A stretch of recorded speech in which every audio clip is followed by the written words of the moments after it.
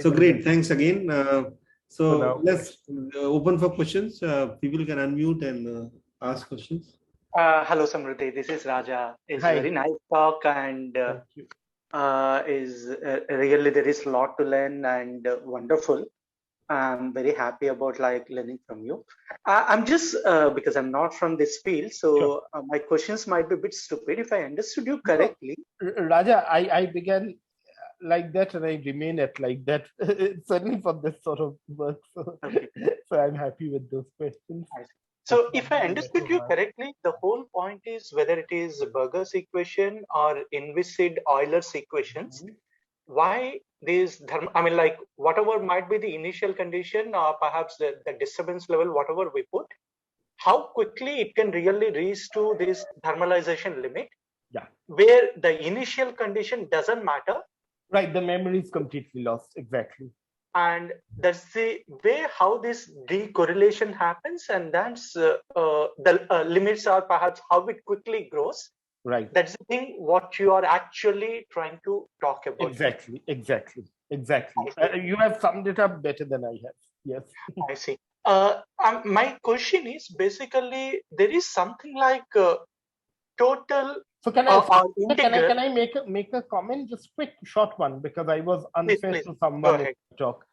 So this classical bound of temperature, sorry, it may have come across as that this was a discovery of us. It is as far as calculations go, but Kurchan in a paper which was in the references actually from about 3 years ago, but that's a completely theoretical paper work based on the energy manifolds of classical systems, also came up with a linear temperature bound on the uppermost. Right, so it wasn't proved rigorously for a microscopic system, but I should be, give credit where it's due. It was Kurchan's, as far as I know, the paper that I know, which was the first. Sorry, Raja, but thanks to you, I sort of realized I forgot to give him credit. Yeah, sorry. So now my question is basically, if I understood you correctly, you are trying to run this Galerkin formulation of code, or perhaps maybe even at analytical level. Yeah. Try to put no disturbance and put a disturbance. Try to see the difference in these, or perhaps the kinetic energy, what you are actually pumping in, how it grows. Well, kinetic energy, not really. You see, I'm not calculating the difference of kinetic energy because that will always be epsilon, because these are conserved systems. So what I'm calculating is the difference in the velocity, mode by mode. So kinetic energy does not change. Let me go to the formula. Maybe I'll keep that on the screen. I see. The capital phi, at integral level, what you are trying to evolve over time or measure over time. Yeah, I should keep this here if you can see. Yes. Yeah, tell me. So the measure delta U is local measure in terms of this difference in velocity, whether you apply perturbation or different in perturbation. Yeah, I go to every point X and I measure what's the difference at every time. And the total integral value in the system, this is a vector. Form. Yes. That's right. This is the integral form. So this delta U, this is delta function of X minus R. So essentially, in this domain that you see, for example, it will be a sphere in 3D actually, but 3D is hard to visualize. So if it was 2D, I draw circles of different radius and calculate this delta U vector integrated on that circle to get a scalar function phi r. That's all this integral is doing. That's right. So this decorrelator function phi, ultimately governed by the local strain field in the system. That's right. And how the strain field really changes over the time, going to really create this p value to increase, saturate, or perhaps reach a limit. Right. That's absolutely correct picture with a minor correction. The strain field, of course, because these are in absolute equilibrium, the fluids itself, the strain field also has a stationary measure.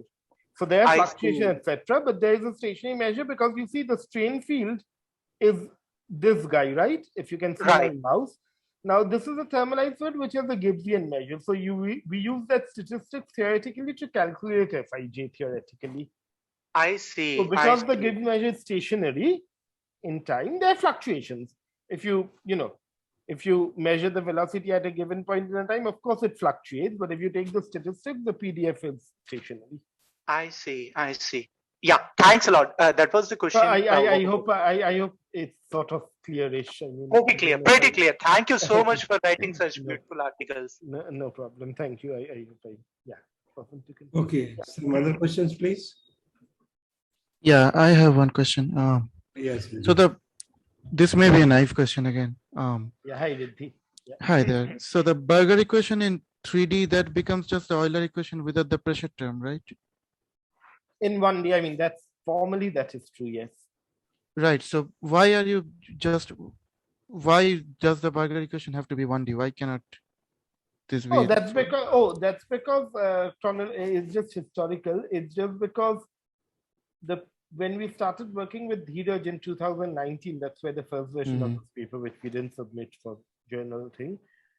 The 1D Berger's system, the thermalization is something that it's perhaps one of the few things that I can claim to know and understand. So that's a known devil to me. I see. And I can do analytical work there. So that's why this whole business, we started with 1D Bergers. Once that finished, and we were trying to, how it happens, trying to finish the paper. At some point, we started getting ambition and saying, okay, let's do 3D Euler. That's the real thing, right?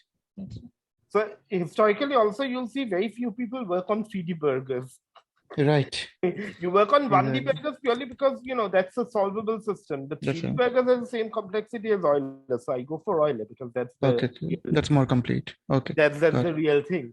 And then, Sugan, who's a sort of, really tough guy, Sugan said that he can do 3D Euler and he can come up with this theory. So we said, very good, so let's wait. And so that's why this work also had this long gestation period. It started. So I can tell you the following. Suppose we began with 3D Euler. I'm not completely sure we would have looked at the problem in 1D Bergers. Okay. Got it. Excellent. Thank you. But I think it sort of completes the story. I'm glad that we did both. Yeah. Because one is in Fourier space, we do the analytics, one is in real space. More importantly, it underlines the universality, right, of the systems. Now, a lot of people are picking up these things in glassy disordered systems and stuff as well.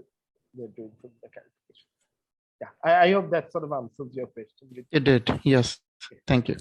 So very, very, very naive reasons for why we are doing. Yeah. Okay, other questions? So I can make one comment to Riddhi. Yes, sure. So basically in 3D Bergers too, you can kind of generalize this thing. You'll get shocks which are planar shocks, right? Right. That's right. You have points topologically in 1D, lines in 2D, planes in 3D. So solutions will roughly remain the same. Yeah, that's what I was thinking. As a planar shocks. Anyway, so let's get. But any cut will look the same. So other people, students. Okay, so I will ask my question now. So you had this formula, lambda is ng square root t. So is there an intuitive way to see this? I mean, t is v squared by n or something. So v by square root ng, v square root ng or something. I see. Yeah, I lost my mic now. Intuitively there is an easy way to see, but that intuition is wrong. Oh, I see. So I'll tell you the intuitive way. I mean, this was something that we've had to deal with. I mean, normally you would construct time scale. Let's say the local eddy turnover time scale would be something like 1 over u, I mean, whatever, L over u, right? Or u over L. Now, you can argue that if it's thermal, this u is always square root E, right? Yes. Because RMS squared. But, I mean, I've thought of this and tried to, but there is no way in which you can argue what that length scale will be, right? So another way to argue is you can think in terms of 1 over KUK, right, Mahendra? Yes. Fourier space. I think that's what you also had in mind, the local eddy turnover time. And now you say because equipartition, all U's have the same energy, square root E, right. Correct? But then it should have depended on K lambda, right? Yes. That's what I mean by having a difficulty in fixing what the length scale is. I see. But it does not depend on any length scale in the problem. Mhm. So intuitively, if you construct local editor, I mean, at the end of the day, dimensionally, it has to be that, right? There is nothing else dimensionally, Mhm. right? So if intuition gives rise to dimensional analysis, then, you will get the right thing, but there's no reason why. Because, there's no I justification. can't get this NG. I mean, this NG factor. NG तो नहीं मिलेगा, I but see. also आपको एक length scale आ जाएगा ना? I see. What do you do with that length scale? Mhm. That is hanging, and that's certainly not there. So it's not clear how to get NG. I mean, the NG square root T by. Exactly. The fact that it is proposed that it's an extensive quantity in that sense, right? Yes. That it depends on the effective degrees of freedom in your problem. Mhm. That was also. So the quantum chaos guys know why it is NG square root T or no? So they have linear in T. They don't have the notion of system size there. Oh, is it just linear in T? Is it is a quantum chaos has a very different lambda? Or? Linear in T, and you can get that even from uncertainty principle. The intuition comes from the energy uncertainty principle. I see. But it's, of course, the proofs are more rigorous by Margasina. I haven't even tried to understand the proof. I mean, Shubro would know how to explain my collaborators. So that's why Shubro helps to digest all this and then explains it to me like you explained to it. Because So now we are excited with the turbulence thing for two reasons. For the moment, I've jumped in stupidly and done the theory of this sort, what you right now see on your screen, where it's not thermal, TH is replaced by turbulence, V. But, we know a bit of statistics of strain weight, right? We know at the mean field level, you connect it with the Kolmogorov and all that stuff, right? And I'm getting square root Reynolds lambda. I see. Now this, I don't know, you might recall these old results by the Japanese, Kida and everyone, right, on square root. And I think the numerical results were really done for the shell model by Goto. Or was it by Yamada, I forget, where they showed the square root Reynolds, Lyapunov, the largest Lyapunov, etc. Okay. So now, first, if the numerics hold up and at this level, if it's rigorous, that's good. But the second is we have to justify, but because now it's not a Hamiltonian system anymore.